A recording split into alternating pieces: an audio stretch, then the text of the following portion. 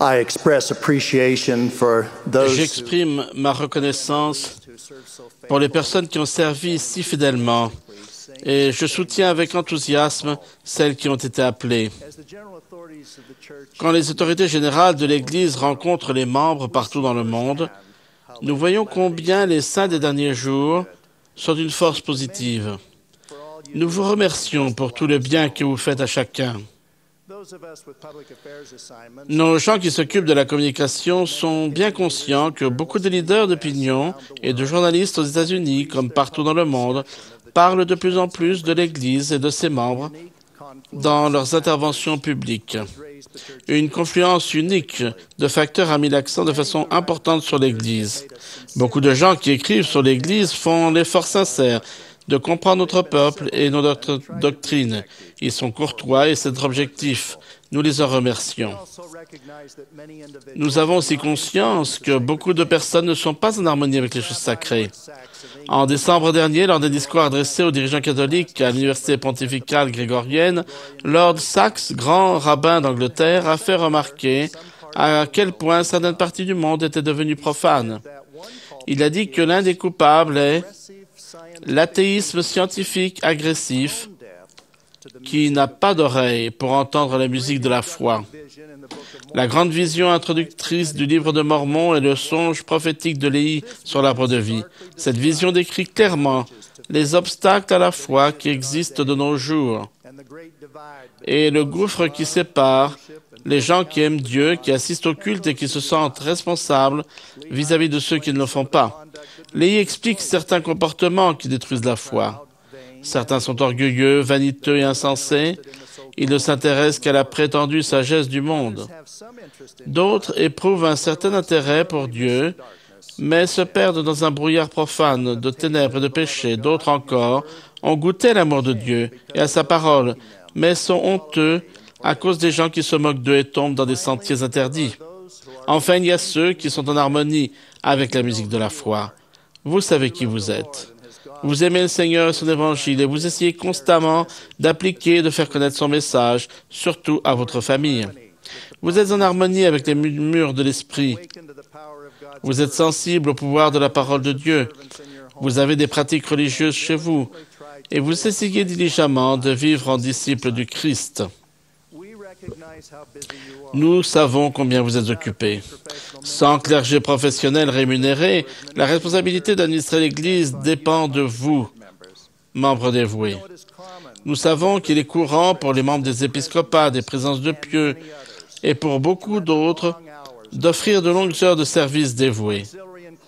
Les présidences auxiliaires et les collèges sont exemplaires dans leurs sacrifices désintéressés.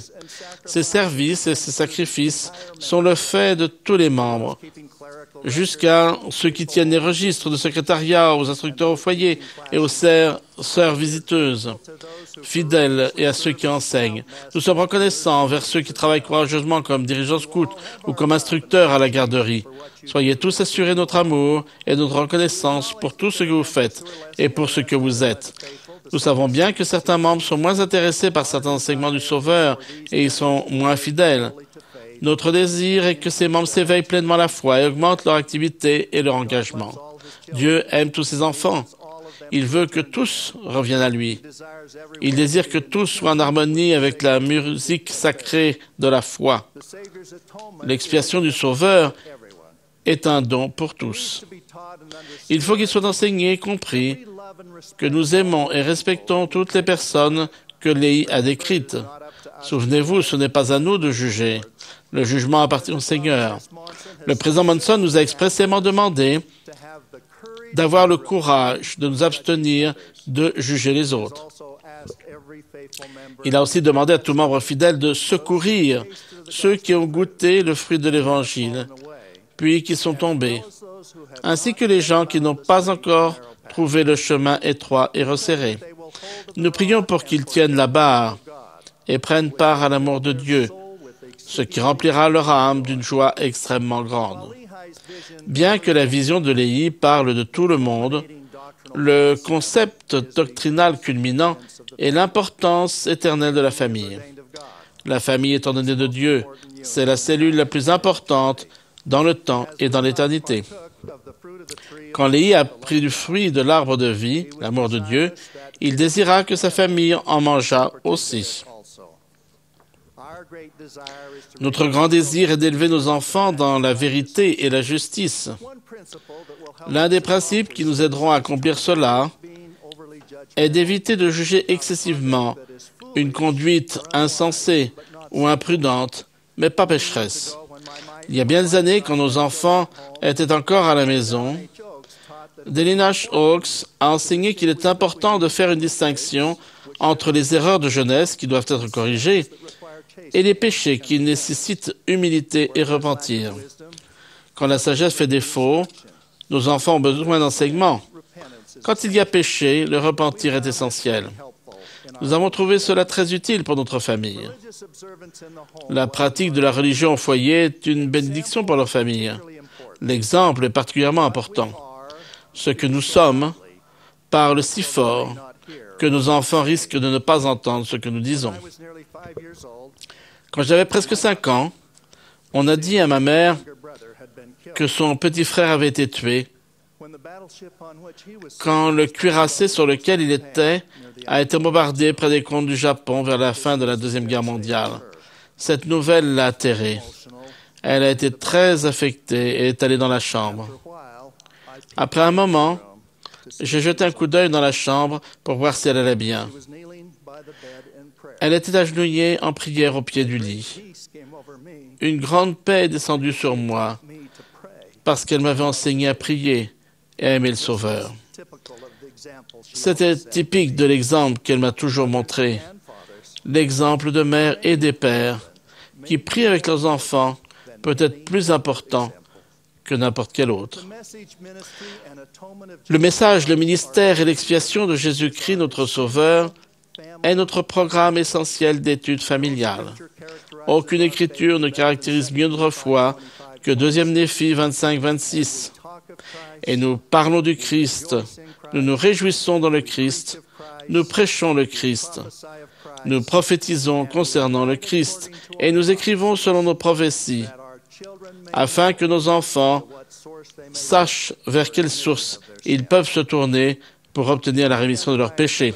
L'un des principes sous-jacents de la vision de Léhi est que les membres fidèles doivent tenir fermement la barre de fer pour rester sur le chemin étroit et resserré qui mène à l'arbre de vie. Il est essentiel que les membres lisent, sondent et étudient les Écritures. Le livre de Mormon est extrêmement important. Bien sûr, il y aura toujours des gens qui en sous-estimeront l'importance ou qui dénigreront ce livre sacré. Certains ont utilisé l'humour. Avant que je ne parte en mission, un professeur d'université a cité la déclaration de Mark Twain disant que s'il en avait retiré et il arriva que, du livre de Mormon, il n'y aurait été qu'une brochure. Mais quelques mois plus tard, quand j'étais en mission à Londres, en Angleterre, un éminent professeur de l'Université de Londres, formé à Oxford et expert égyptien en langue sémitique, a lu le livre de Mormon, a correspondu avec David Mackay et a rencontré les missionnaires. Il leur a dit qu'il était convaincu que le livre de Mormon était bien une traduction de la science des Juifs et du langage des Égyptiens, dans la période décrite dans le livre de Mormon. L'un des nombreux exemples qu'il a utilisés était la locution conjonctive « et il arriva que », qui, a-t-il dit, correspondait à la façon dont il traduirait l'expression utilisée dans des écrits sémitiques anciens. Nous avons dit au professeur que, même si son approche intellectuelle basée sur sa profession l'avait aidé, il était essentiel qu'il obtienne un témoignage spirituel. Par l'étude et la prière, il a acquis un témoignage spirituel et s'est fait baptiser. Donc, ce qu'un humoriste célèbre a considéré comme ridicule, un érudit l'a reconnu comme étant une grande preuve de la véracité du livre de Mormon, ce qui lui a été confirmé par l'Esprit. La doctrine essentielle du libre arbitre requiert que le témoignage de l'Évangile rétabli soit basé sur la foi, plutôt que sur une preuve extérieure ou scientifique. Il n'est ni efficace ni source de progrès spirituel de se concentrer sur des choses qui n'ont pas encore été complètement révélées, comme la manière dont la naissance du Sauveur d'une mère vierge ou sa résurrection se sont produites, ou comment juste Joseph Smith a traduit nos Écritures. Ce sont des questions de foi. La réponse, en fin de compte, avec le conseil de Moroni, de lire et de méditer, puis de demander à Dieu d'un cœur sincère, avec une intention réelle, de confirmer des vérités spirituelles par le témoignage de l'Esprit. En plus de cela, quand nous intégrons à notre vie les impératifs scripturaires et vivons l'Évangile, nous sommes bénis par l'Esprit et goûtons la bonté en ressentant de la joie, du bonheur et surtout de la paix. Il est clair que la séparation entre les gens qui entendent la musique de la foi et ceux qui n'ont pas d'oreilles ou chantent faux est l'étude active des Écritures. Il y a des années, j'ai été profondément touché qu'un prophète bien-aimé, Spencer W. Kimball, mette l'accent sur la nécessité de continuellement lire et étudier les Écritures. Il a dit « Je constate, lorsque j'en prends à mon aise dans mes rapports avec la divinité, et lorsqu'il semble qu'aucune oreille divine n'écoute et qu'aucune voix divine ne parle, que je suis loin, très loin. Si je me plonge dans les Écritures, la distance se réduit et la spiritualité revient. » Fin de citation. J'espère que nous lisons le livre de Mormon régulièrement avec nos enfants. J'ai discuté de cela avec mes enfants. Ils m'ont fait part de 2 remarques. La première, c'est que le secret, c'est de persévérer dans la lecture des Écritures en famille. Ma fille me décrit sur le ton de la plaisanterie les efforts que son mari et elle font tôt le matin avec leurs enfants, pour la plupart adolescents, pour lire régulièrement les Écritures. Son mari et elle se lèvent tôt le matin et, l'esprit encore embrumé, cherche à mettre la main sur la rampe en fer qui longe l'escalier, jusqu'à l'endroit où leur famille se rassemble pour lire la parole de Dieu. La clé, c'est la persévérance, et cela aide d'avoir le sens de l'humour. Cela demande tous les jours un grand effort de la part de chaque membre de la famille, mais cela en vaut la peine. Les échecs temporaires sont éclipsés par la persévérance. La deuxième est la manière dont notre plus jeune fils et sa femme lisent les Écritures avec leurs jeunes enfants. 2 de leurs 4 enfants sont trop jeunes pour lire. Pour celui de 5 ans, ils ont un système de signes à 5 doigts qu'il comprend pour lui permettre de participer pleinement à l'étude familiale des Écritures. Le signe du premier doigt est qu'il répète et il arrive à que. Chaque fois que l'expression apparaît dans le livre de Mormon. Je dois reconnaître que j'aime voir cette expression apparaître si souvent. Pour les jeunes familles intéressées, le deuxième doigt signale qu'il doit répéter et ainsi nous voyons. Les signes des 3e, 4e et 5e doigts sont choisis par les parents selon les mots contenus dans le chapitre qu'ils lisent. Nous savons que l'étude des Écritures en famille et les soins familiales ne sont pas toujours parfaites. Quels que soient les problèmes que vous rencontrez, ne vous découragez pas. Comprenez que la foi au Seigneur Jésus-Christ et l'observance de ses commandements sont et seront toujours le test majeur de la condition mortelle. Par-dessus tout, nous devons tous comprendre que quand quelqu'un n'entend pas la musique de la foi, il n'est plus en harmonie avec l'Esprit. Comme le prophète Néphi l'a enseigné, si vous avez entendu sa voix, il vous a parlé avec une petite voix douce, mais vous aviez perdu toute sensibilité, de sorte que vous ne pouviez pas sentir ses paroles. Notre doctrine est claire, nous devons être positifs et prendre courage. Nous mettons l'accent sur notre foi, pas sur nos peurs. Nous nous réjouissons de l'assurance que nous donne le Seigneur, qui se tiendra à nos côtés, nous guidera et nous dirigera. Le Saint-Esprit témoigne dans notre cœur que nous avons un Père céleste aimant, dont le plan miséricordieux pour notre rédemption s'accomplira dans tous ses aspects grâce au sacrifice expiatoire de Jésus-Christ.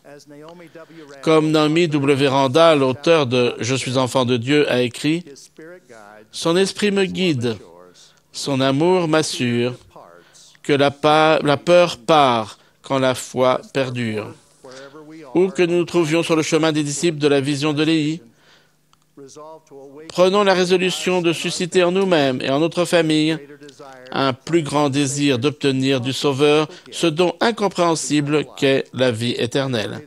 Je prie pour que nous restions en harmonie avec la musique de la foi. Je témoigne de la divinité de Jésus-Christ et de la réalité de son expiation. Au nom de Jésus-Christ, Amen.